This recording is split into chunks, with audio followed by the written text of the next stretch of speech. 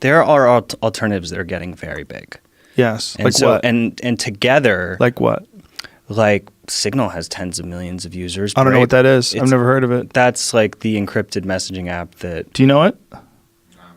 I don't. It's open source. Yeah, it's What is not it? used. Snowden is on their advisory board or whatnot. What is Signal? It's just a messaging app. So a messaging app, but like a WhatsApp or like a Yeah, Twitter? like Okay, WhatsApp. yeah. So it's you have to know the person and then contact them through it. Yeah, but Okay. we're considering using the Signal protocol for our messaging system because our messaging system needs an upgrade. But all of us together are going to be able to create sort of like a group of apps that are like sort of a more open, freedom supporting privacy alternative. And like, so we're not going to solve it by ourselves. And it would be way easier if one of these big companies would just switch gears and start doing things the right way. I mean, we've spent 8 years building this.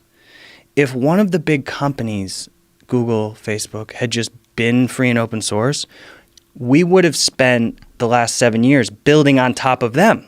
Right. Because, they already did something cool that they're sharing with everybody.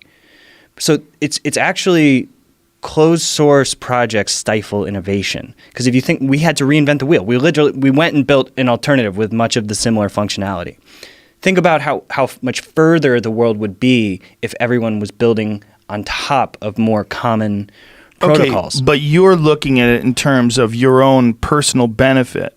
You're looking at it in terms of mine's personal benefit. I mean, you created this thing. It was not just pure for altruistic reasons. It's a business, right? So if they had established this open source network that was Facebook and you just came along and built yours, well, that would be great for you. But why would that be great for them? I mean, they're obviously in a business. Now, the problem with the business is this business is the business of distributing information.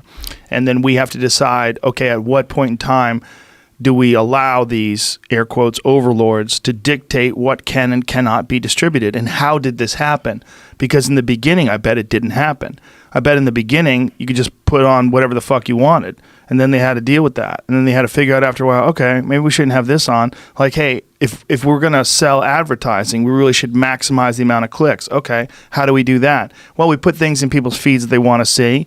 We put things that people want to debate about and argue about, and political things, all sorts of different things that excite them and get them to be engaged with the platform.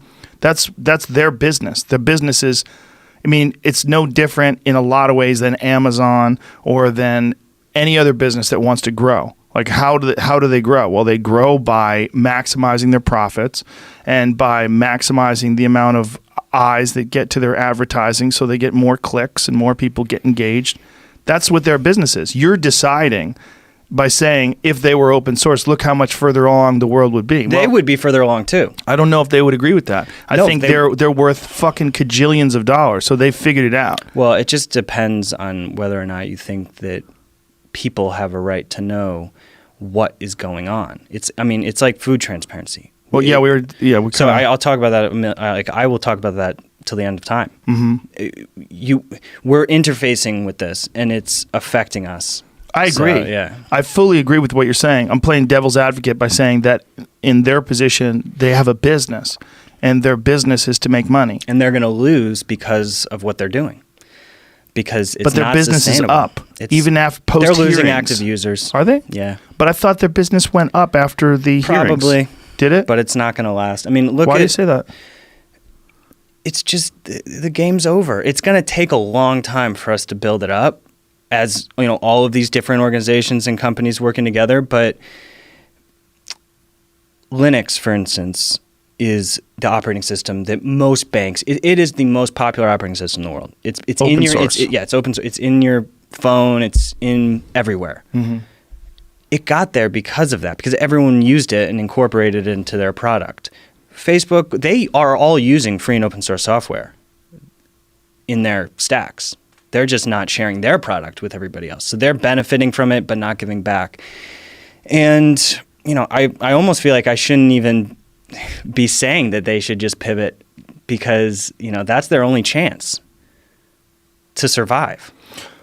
So this is based on your estimations of the future. Yeah, it just seems like things are becoming more open. And if Is that possible because you engage with a lot of other super nerds and you guys all have these similar ideas? you just have to look at what's happening with Bitcoin. I don't know what's happening with Bitcoin. It's becoming, and Bitcoin and Ethereum and lots of other blockchains are growing really fast. Maybe the price is separate. The development energy, the number of people who are building apps on top of Bitcoin and Ethereum is growing massively. It's a whole new infrastructure that's like a common protocol that people can build on. So that is growing rapidly. The price is secondary. That's not even what Bitcoin and Ethereum are really about. It's a decentralized database. So this is just where the internet is meant to be decentralized. It sort of started out that way, and then we moved into this like Web 2 silo system with like just these massive companies that are controlling everything. But it's gonna keep waving. Okay, again, to play devil's advocate, the vast amount of users are not using those platforms. The vast amount of users are using these controlled platforms like Facebook and Instagram and Twitter. Like if you're talking about, I'm just guessing, but if you're talking about the gross number of human beings that are interacting with each other on social media, they're mostly uncontrolled networks. You're saying that this is not going to last, but there's no evidence that it isn't going to last. There's tons of evidence. What is the evidence? Wikipedia. What happened in Encarta? Remember that disk you put in your computer that was your encyclopedia? Mm-hmm. Where is that? No one uses it. That's different. This is not a social media network. The social media networks that people are using are almost all controlled, right? Yeah. No, it's not. It's going to take a very, very long time. How long? I would say 10 years. And what do you think is going to be the catalyst? Like, what's going to cause these people to make this radical shift to open source? I think we have responsibility to be competitive functionally. Like, Minds does. Yeah, we do. We're moving there fast. Like, we just hired a ton of new developers, and it's going to take time. We're not there yet. Right. But once we have functionally competitive products that you wouldn't even know the difference, and there's enough people there, then it's basically the decision of, am I going to choose the one that respects my privacy and freedom or the one that doesn't? And kids don't like Facebook. Right. No, everyone is sick of it. We're just drug addicts. Is that what it is? They're just sucked into this thing where you constantly want to check and see who's writing what and... Yeah, and there's monopolies, arguably. Yeah, right? Especially when Facebook owns Instagram, right? What if they bought Twitter as well? They almost did. I think Google almost did. What if Google steps in and buys everything? Then you're like, oh, no. They probably could, right? Yeah. They easily could. They could probably buy everything. Apple could with cash. Yeah. Yeah. Tim cash. Cook could come in with a big purple pimp suit on, just slap down a briefcase. Bitch. I just wonder, and like, look, all these executives, Jack seems like a cool person. He's a very nice guy. It's not. I just sense so much inconsistency, and he's talking about Bitcoin, like it's this important new internet money. Simultaneous, which is he knows the infrastructure is open, but then his platforms are the opposite.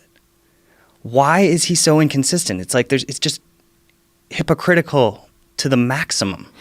I think it's partly because it's a giant business, and I think when you have an obligation to your shareholders and to maximize profits, and when you're trying to maximize profits too, and there's this universal growth model where every year just has to get a little bit bigger, otherwise you're fucking up as a CEO.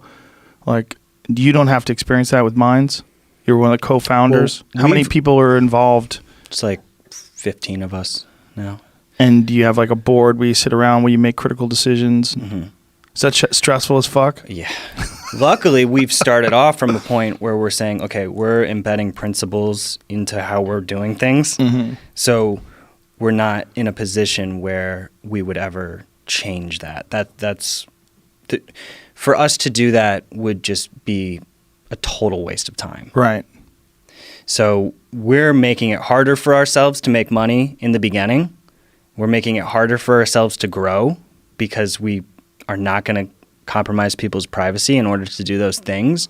And so we're just going to build up slowly, steadily, and just get there when we get there. How much